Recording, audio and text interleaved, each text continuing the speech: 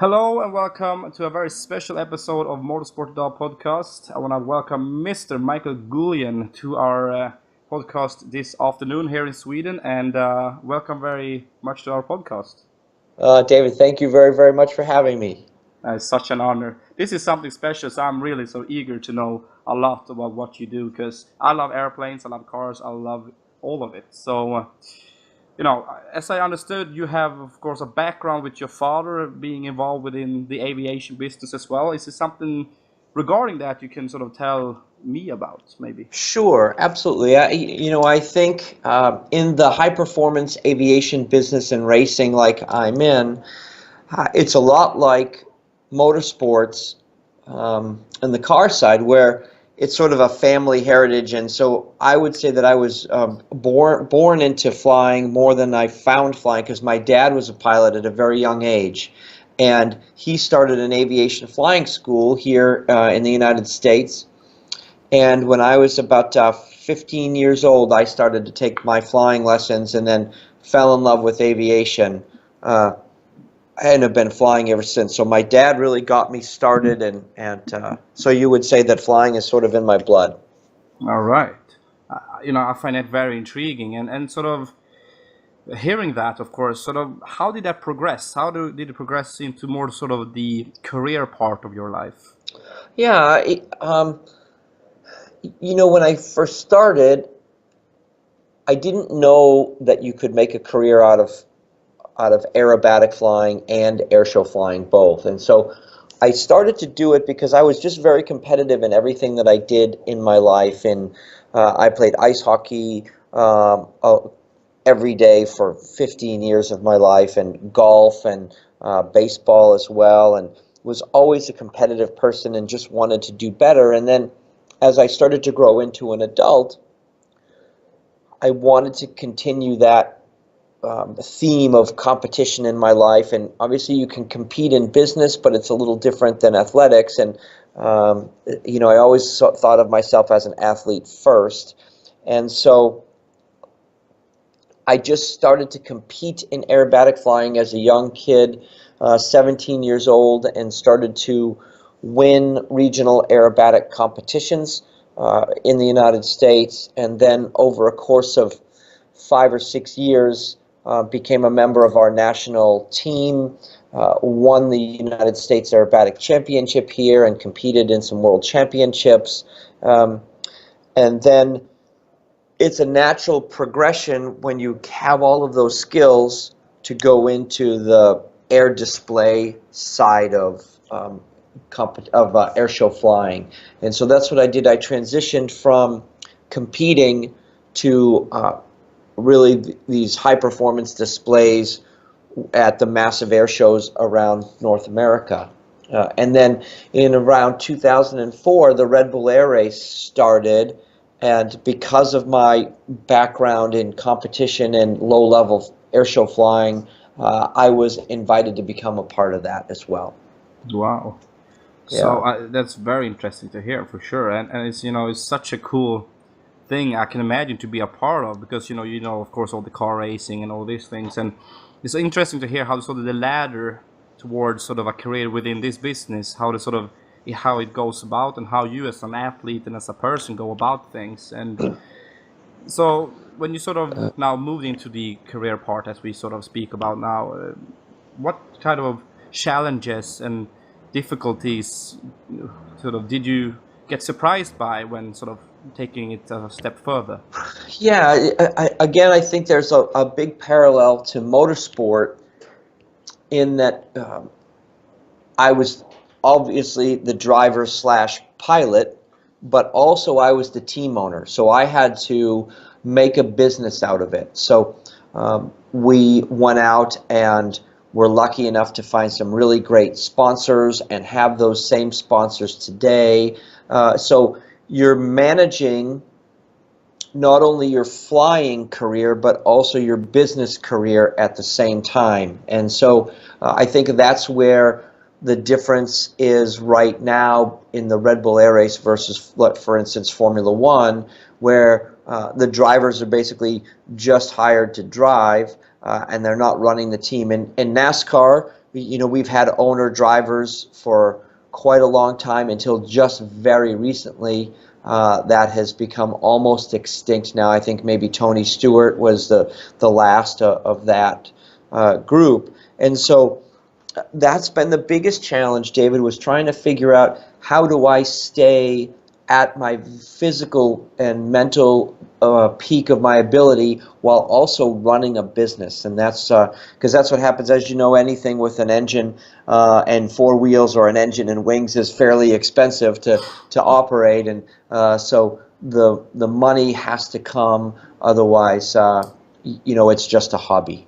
Yeah, I can imagine that. And I can imagine, I've talked to Levi Lavelli, who is a stunt snowmobiler, about similar things when it comes to be an athlete, a father. You're also a father, and also managing the business side of it. And it's interesting to hear all these aspects, how you get that to actually sort of clash in a way where it all runs in some way, at least smoothly. So it's interesting to hear and sort of get an insight into how that works.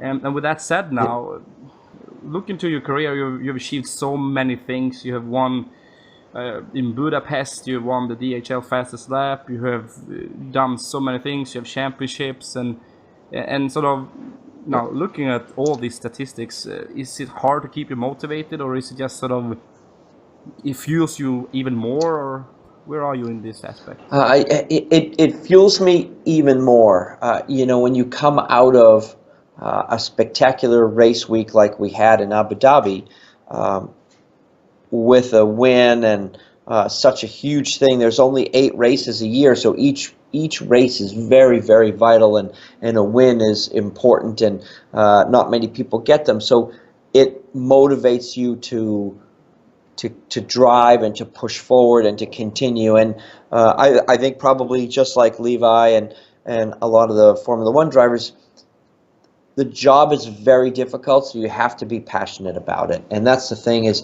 I would have given up a long time ago while I was still struggling to make this endeavor pay for itself, but it's passion that fuels you. And I think that obviously it will wane at some point in my career, but right now I'm as excited to fly today as I was when I started, and that's the difference. And people in motorsport are trying to find just 1/10 or 2/10 or 3/10 of a second, and the scrutineering that you need and the drive that you need, and also to be humble and understand that you can get better, all of those things make a human being that I think is driven to always try to do better. And those people, to me, tend to not lose their motivation, because that's what's inside their DNA. Yeah. Oh, wow, that's very inspirational and very true as well. Because you can look at Jimmy Johnson and all of the you take whatever these people that have achieved so much, and sort of keep thriving to continue to push for things. And I understand that with you now being this successful, being this humble, and sort of being at this level and keep seeing the results coming in, and having a great relationship privately and with the sponsors and whatever, keeps you in a cocoon of positiveness that keeps you thriving for more results. Absolutely. You definitely have to have a positive attitude, but also one thing that's very important is you have to have a team around you that are also as excited to win as you are. Everybody has to pull in the same direction, and we have that. And I think when you look at racing programs in whatever discipline, the machine is an important part of it, the driver is an important part of it, but equally as important are the people and the culture within the team. Yeah, and that sort of grows on a question I have to ask you about. What is the most frequently asked question that you get regarding what you do? Oh, it's fun.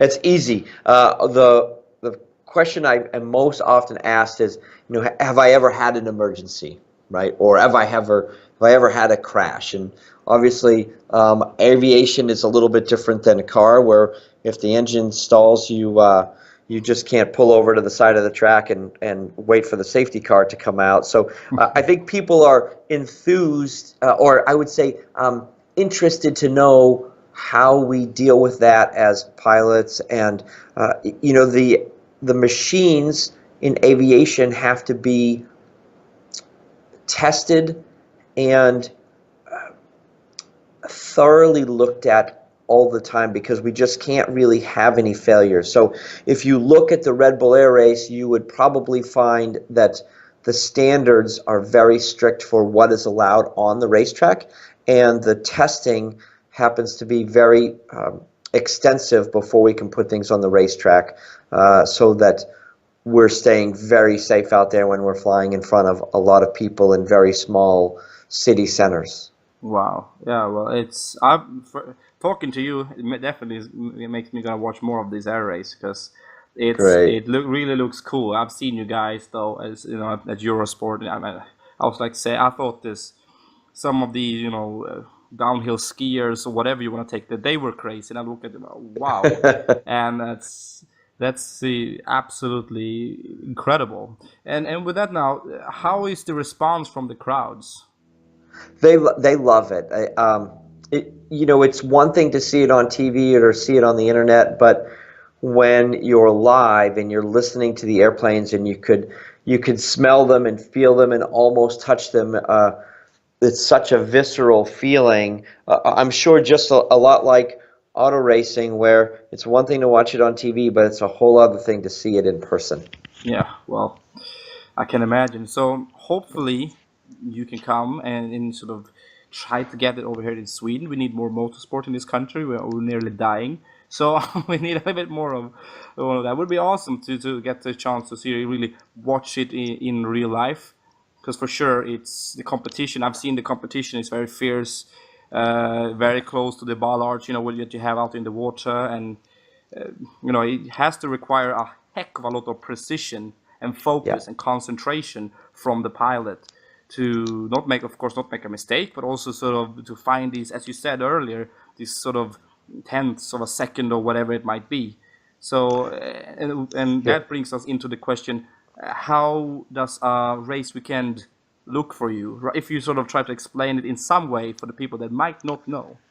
Well, the first thing that we have to deal with is the jet lag of traveling halfway around the world. So I live in the United States, and this first race was in Abu Dhabi, so a 9-hour time change, and it just takes quite a long time to get over that and to get a rhythm, get your sleep rhythm back on a new time zone. That's the first challenge. And then the second challenge is trying to stay on your diet and keep your exercise regimen continuing. And then we usually arrive in the venue area about a week, 7 or 8 days prior to the race, so we can acclimate our sleep patterns and our food. And then the aircraft are assembled from wherever they were delivered from, and then the first test flying is on Wednesday, and then the first practice is on Thursday, and then Friday and Saturday morning are actually training days on the track, and then we qualify Saturday afternoon and race on Sunday. Oh wow! All right. Yeah. Usually it's less most sort of motorsport events in that regard when it comes to the sort of racing on Sundays, etc., etc. But of course, significantly different because it's airplanes. But it's not being watching all these other categories of motorsport, and you haven't really sort of been involved in this that much. It's so interesting to hear how many aspects has to be sort of dialed in before you can actually go out and race and compete against one another. Yeah. So yeah, it's as you said before, David, it's a lot like downhill skiing, and the Red Bull Air Race, I think it is most similar to downhill skiing, where the skis have to be the right skis for the temperature of the snow, and the ski boots have to be the right ski boots, and then the course has to be perfect, and their tactics have to be perfect, and the skier has to be perfect. It's exactly the same with the plane and in the races. We have to have the engine running perfectly, the pilot running perfectly, all of the aerodynamics working well, and then you have to have the right strategy for the race. So there's all of those things that have to come in synergy to have a successful weekend. Yeah, wow, that's crazy, man. You definitely got you, man. For sure, you got it, man. You're a man. I don't know what to say. I'm baffled. That's That's cool.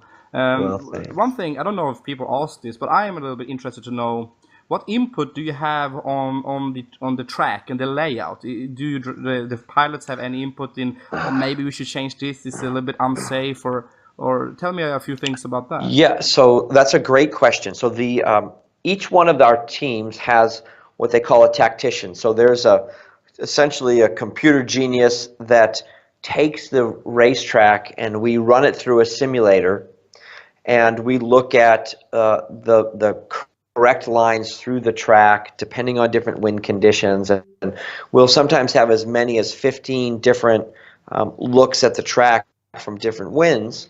And Red Bull will oftentimes send out the track preliminarily, and we give that track to our tacticians and have them run what we call the cases. We run the cases, and if we find that it is a little bit too dangerous or a little bit too much on the edge, or with a certain wind condition it might be almost impossible, we'll bring that to Red Bull and they'll make a modification to the track, send it back to us, and then we'll accept the track. So there's a lot of collaboration to make sure that the tracks that we're flying on are quite safe, but also quite spectacular. Yeah. All right. Well, and that's great to hear.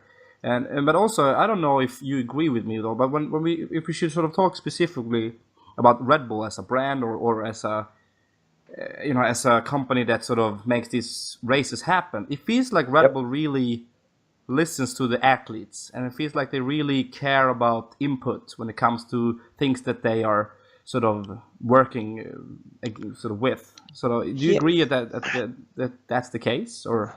I do. I think at the heart and soul of all of Red Bull is their athletes, right? And so I think Red Bull are experts at working with the athletes, both their own athletes and athletes in the general sport itself, whether it be auto racing or it's skiing or what have you. And so they certainly understand how athletes think, and they understand how to make a spectacular event, yet still keeping it safe and a huge battle. And that's the one thing, is that all of the pilots want to win so badly in this race, and we're all trying so hard, but we're trying to also stay safe, which is always the balance in aviation. Yeah, well, I can imagine that. And that's why aviation is so cool, because it's always about everything. Even if it is a 737, it's about pushing it, pushing this development on the wing, or maybe the fuselage, or if it is about the cabin, or whatever it is, but still sort of working to refine the product itself. And I can imagine pushing the materials and the airplane to the very limit, like you do and your industry. I can imagine it's the same thing, and you give feedback to the supplier about maybe you can iron out these things, or this is pretty good, or whatever. And that sort of leaps into the question about the plane. What can you say about your specific plane that you're competing with? Because it ain't no A380. No, it definitely isn't an A380 for sure. I fly an Edge 540, which everybody does except for one pilot in the air race, and it's an aircraft that's built in the United States, and the wing on the airplane and the tail are all carbon fiber.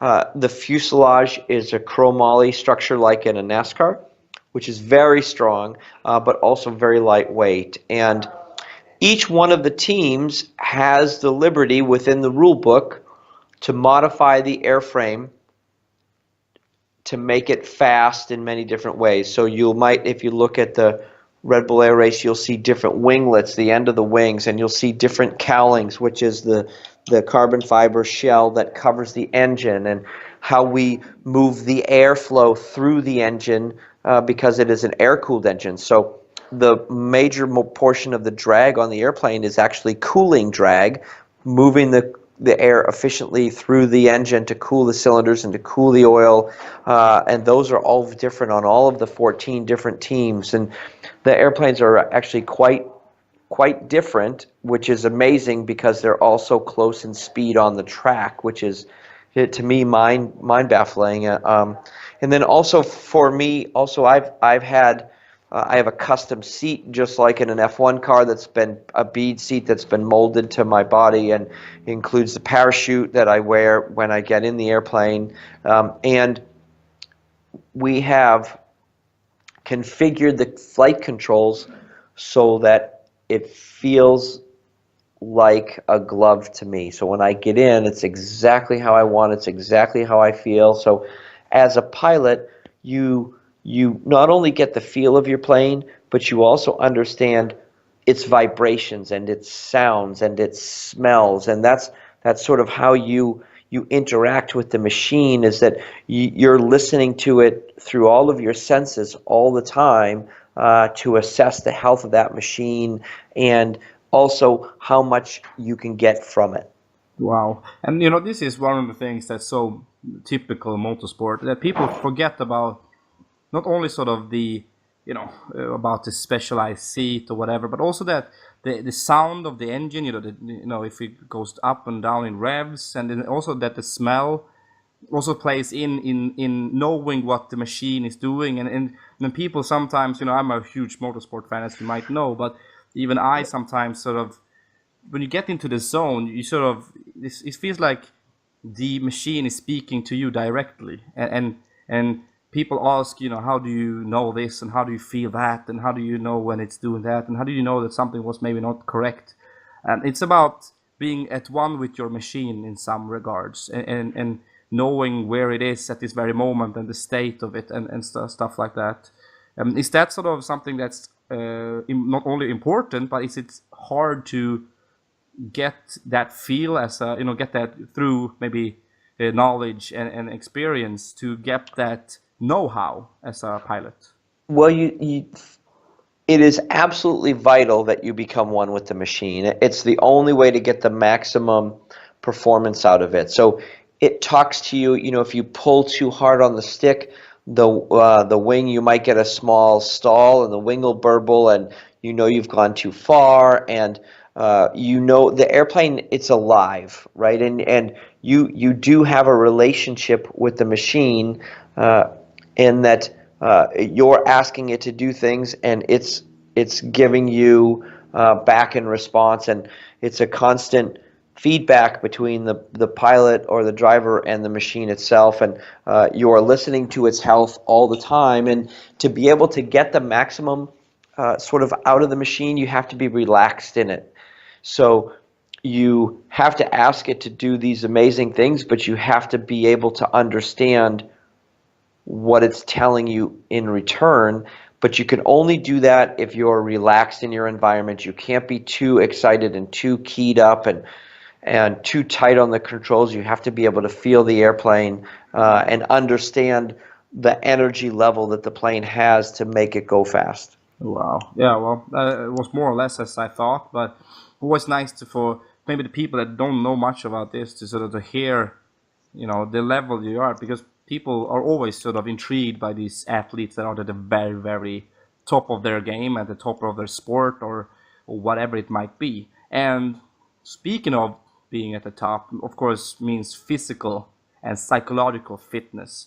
Mm-hmm. And for me, watching sort of the fighter pilots or whatever it might be, of course, it comes to the G-forces and knowing when to pull on the stick and when to do this, and how much does it,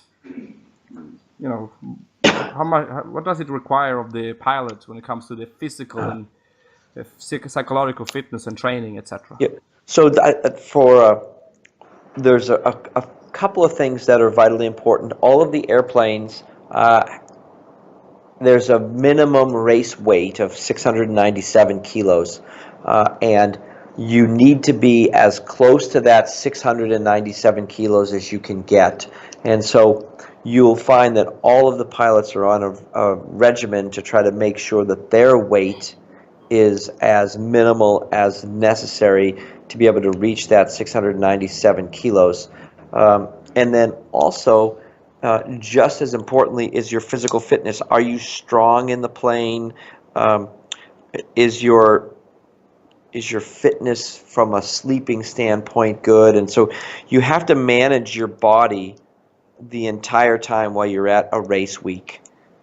And so it's not just being at the gym, but it's managing your sleep, it's managing your food, it's managing your exposure to the sun. All of those things are very important. And then because it is just a man and a machine and a clock, there's a lot of nervousness that can creep in. And so I'm sure everybody has a little bit different way of dealing with it, but you have to be able to calm your mind and be able to see things clearly and be able to be hyper aware of what's happening at every second on the racetrack. So those are the three things, both physically and mentally, that you have to be very aware of. Wow. Oh, and that's sort of that's the sort of the ground, the sort of building block into everything when it comes to be at the top level, that you have to have the heart and this desire really to reach the top. And also I think the hardest thing as a 3-time Swedish athletics champion as I am is to retain on the top. Reaching the top is, I'm not sure to say easy, but it's something that is achievable. But I see the hardest thing is to remain at that level for a longer period of time. And that's something that's very intriguing for me, for sure.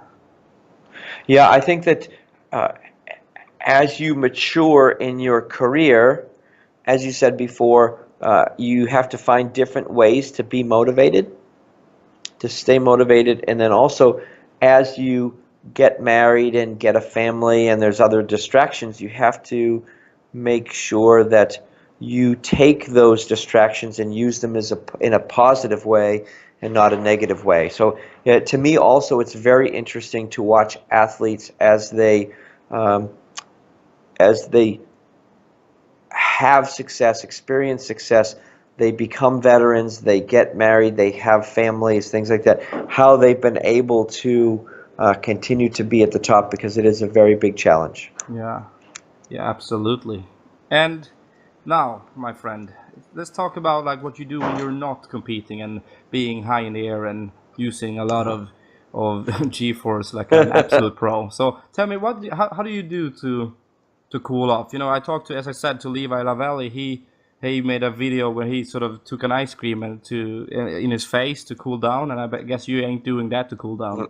That's funny. No, I'm still an athlete, and I think it will always be. So I'm pretty competitive trying to play golf, and at one point thought, hey, I would be on the senior PGA Tour, but my flying career has lasted longer than I ever thought it would, which is awesome. So, but I still work at golf very hard to try to be really good at that as well. And then spending time with my family is a big deal, because we spend probably 200 and 250 days a year away from home. So Jeez. Every moment that you get at home is precious. Wow, I didn't know that was that much. Of course, I knew you travel a lot and there's a lot of jet lag and stuff, but is it that much sort of road life, call it? Yeah, unfortunately it is, for sure. That's the one drawback to it all. Wow. Well, you have definitely sacrificed a lot then, I can imagine, but then, You do, but I have an amazing wife and an amazing daughter who are both very supportive of what I do, and it is absolutely vital that you have support from your family. If every time I was going away there was a stress from my family that they didn't want me doing it or whatever, I just don't know that I could do it successfully. Yeah, and that's sort of very I hear a lot of that when it comes to, of course, to athletes and people, and it's understandable because at the end of the day, you want a blessing from your family and your relatives, and and whatnot to also keep fueling yourself to be motivated to do your passion. And if you don't have that, at the end it can sort of become sort of empty. It feels like you're missing something, or I completely agree. There's more to life than sports, right? And so, if you did nothing but competed in sports your whole life and you never did anything else, well, you wouldn't be a very rounded person, would you? So, your family, I think, helps you get even better as you get older. yeah, I can imagine. But you ain't that old, right? So No, no, I'm not that old, but it's having an 11-year-old daughter and a wife that changes things, right? For sure. The way that you look at life. okay, all right. Well, that's cool though, and I think sort of to finish it all off with two things, maybe three things. But first of all, I also almost forgot to ask you this one. Is there a lot of different nationalities and nations represented in your respective sport? There is, and I'm not sure I could name off all the countries right now, but obviously the United States, Germany, Japan, the Czech Republic, France, the UK. There's actually a Challenger pilot, one of the guys that is flying in the other series that hopes to become a masterclass pilot, who's actually Swedish, Daniel Rifa. And yeah, they're from all over the world. A pilot from Chile. So there's quite a few different nationalities in the race. Wow, but it has to be nice though, man. I don't know. Are you good with languages, my friend? I'm not. My wife is amazing. She can speak 4 different languages, and I can only speak English, unfortunately. But yeah, that's the other thing as well, is that when you're racing, you get to have friends and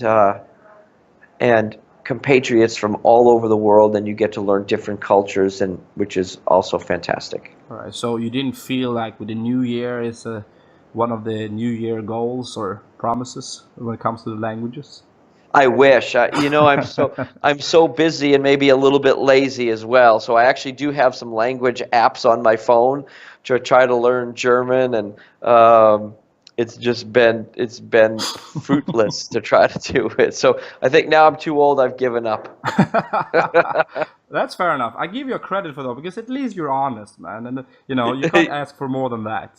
That's right. It, That's right. it gets you very far in life. That's for sure. Absolutely. All right, Absolutely. and I guess I have to ask you, looking forward for this new year, what is your goals, and is there any specific events that you're looking forward to or are going to compete in? Well, we on the racing side, we have a team goal to try to win the world championship, and we believe that we have as good a shot as that as any, and we proved that in Abu Dhabi, that we're ready to go and fight for the championship, and that's fantastic. So we realize that it's a long-term goal and it's a long process. It will take a whole summer to do, but we're ready for that battle and to make the sacrifices that it takes. And then I'm not sure how many people have heard of Oshkosh. But Oshkosh is a huge, huge, huge air show in the United States every July that people from around the world come to. And I am honored enough to fly and perform there every year. So the thought of flying at Oshkosh in the middle of the United States in the summertime is a dream. And then also, trying to win this world championship is also another dream. Wow. Well, as I would think, you're always something to always busy and have something to keep you occupied, so to speak. So that sounds good. I guess a Sure. lot of people would like to be you in that regard. That's for sure.